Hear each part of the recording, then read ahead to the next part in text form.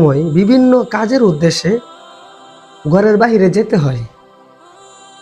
তো যারা আমরা ঘরের বাহিরে যাই, যে সমস্ত পুরুষ ভাইয়েরা আছেন, এই হাদিসটা জানা খুবই জরুরি। রাসূল করিম সাল্লাল্লাহু আলাইহি ওয়াসাল্লাম হযরত আলী রাদিয়াল্লাহু তাআলা আনহুকে উদ্দেশ্য করে বলেন, ইয়া আলী,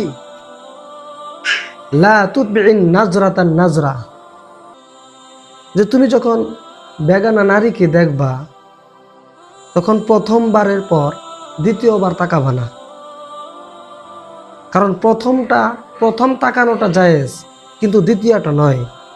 কারণ প্রথম তাকানোটা এটা তোমার অনিচ্ছা এবং আকস্মিকভাবে হয়েছে, এই জন্য প্রথম তাকানোটা জায়েজ, কিন্তু দ্বিতীয়টা নয়।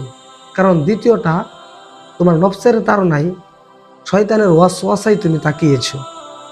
এই জন্যই বেগানা কোনো নারীর দিকে প্রথমবার যখন তাকাও সেটা জায়েজ, দ্বিতীয়বার একটা নয়।